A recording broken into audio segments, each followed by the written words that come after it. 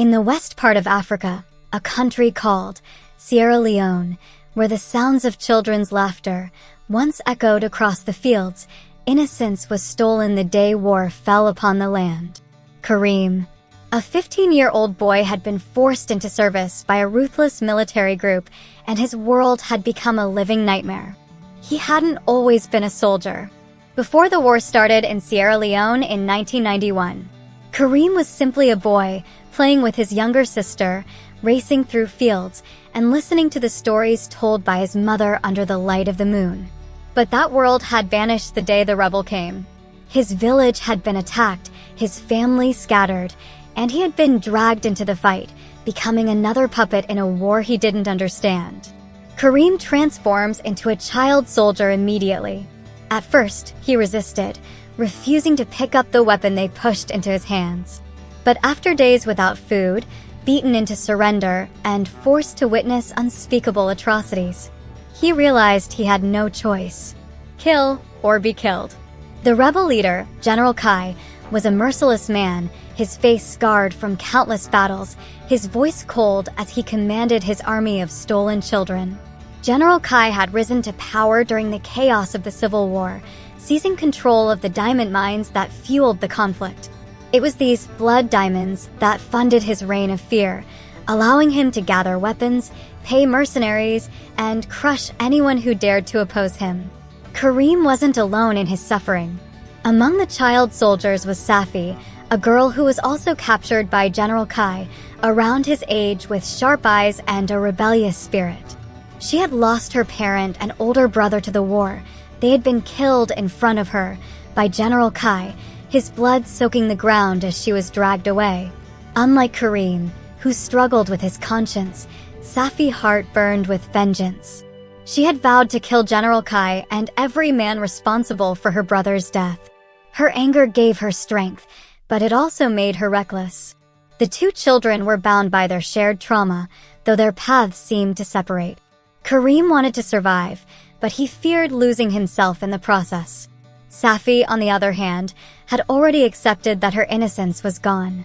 All that was left was her thirst for revenge. The war had torn Sierra Leone apart. Villages were destroyed, families lost their loved ones, and thousands of children like Kareem and Safi were forced into combat. The diamonds, gleaming stones that should have been symbols of beauty, had become symbols of bloodshed and death. General Kai's men roamed the countryside, kidnapping children, enslaving villagers, and mining the diamonds that would be smuggled out of the country to fund the warlord's ambitions. One night, the troops camped near a village they had recently captured. Kareem overheard a conversation that would change everything. General Kai was planning a massacre. The next day, they were to march on a nearby village called Rokupur, a place rumored to house a resistance movement. Kareem's heart sank as he realized that the village was his home, the place he had fled months ago, believing his family still lived there. Desperate to stop the bloodshed, Kareem asked Safi to help him warn the villagers of the incoming attack. At first, she was unmoved. In her eyes, all the villages were the same, and all the people were caught in the conflict. "They're already dead," she told him, her voice empty. "You just don't know it yet." But when Kareem mentioned it was his home, something flashed to her eyes. She remembered her brother and parents. If she couldn't save them, she might save these people. And for the first time, the weight of the war seemed to press down on her. Together, Kareem and Safi came up with a plan. They would escape the camp and warn the villagers of the upcoming attack. It was a dangerous gamble. If they were caught, they would be executed as traitors, but Kareem knew he couldn't stand by and do nothing. Under the cover of darkness, the two children slipped away, their hearts pounding as they navigated through the dense jungle, avoiding patrols and dangerous ground. Every sound, every rustle of leaves, sent a shock of fear through Kareem's body. "We need to go back," Safi whispered, her voice tight with fear, but mixed with an edge of frustration. "They'll find us," she says. Kareem shook his head, a wave of fear washing over him. "If we go back, they'll kill us for trying to leave. It's our only chance. If we don't warn them, everyone will die," Safi asks, in a silent voice. "Do you really think anyone from your village is still alive?" "I don't know," he said after a long pause. "But if there's a chance, even the smallest chance, I have to try. because it's all I have left." Kareem replied quietly. For the first time, Safi was silent. There was no reply, no sharp words. Her eyes rushed toward the path ahead, but her mind seemed far away. The journey seemed endless, but finally, as dawn broke, they reached the outskirts of the village. The danger that awaited them was a painful reminder of the war's devastation. The village was a shadow of its former self, its people tired and broken. Yet there was still a flash of resistance. Mama Zuri, a wise and resilient elder woman, had taken charge in the absence of the men, most of whom had been killed or forced to flee. She listened carefully to Kareem and Safi warning, her face grim but determined. "We will not run anymore," she declared. "They have taken everything from us." Her voice steady with anger. "This is our home. We will fight for it, or die trying." As dawn broke, the villagers gathered, bracing themselves for the attack that would soon descend upon them. The adults were few, but the children were strengthened by the desire to protect what little they had left. Kareem stood alongside Safi, the weight of the rifle heavy in his arms, but the burden in his heart even heavier. He scanned the faces of the people, women and children, all ready to fight, even if their eyes were filled with fear. It was a grim reality, but there was no choice. Mama Zuri moved among them, whispering words of strength, her worm hands gripping her walking stick. "Do not forget who you are," she whispered to each of them. "You fight for your families, for your ancestors, and for the land that bore you."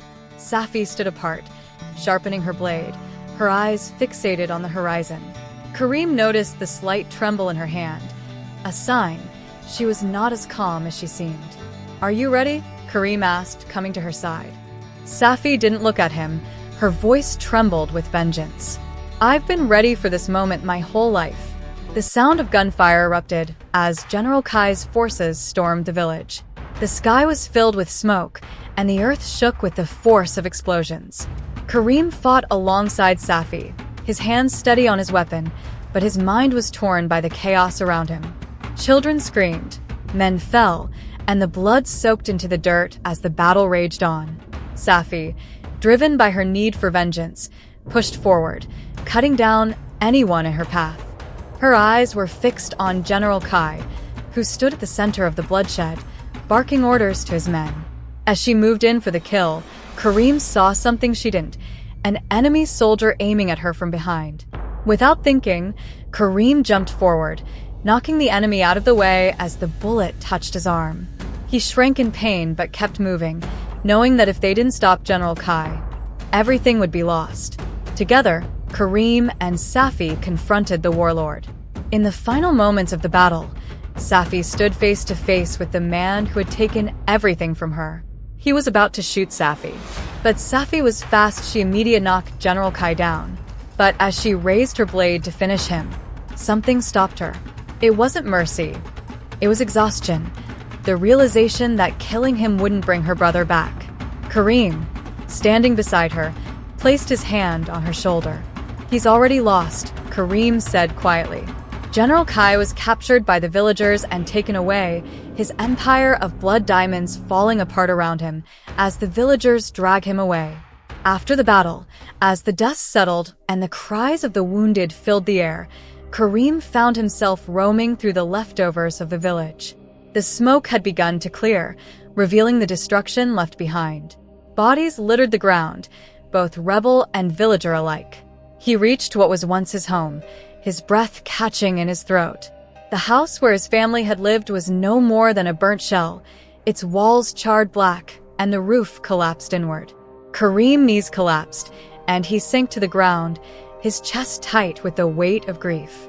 A soft hand touched his shoulder. He looked up to see Mama Zuri, her old eyes filled with sorrow and wisdom. She knelt beside him, her voice gentle. "You have done all you can, Kareem. Your parents will be proud of you." The village stood, though barely. The cost of the battle had been high, but they had survived. As for Kareem and Safi, the war wasn't over, but they had taken their first step toward reclaiming their lives. The diamonds, once a source of suffering, were now in the hands of the people, a symbol of their resilience and strength. Please subscribe for more.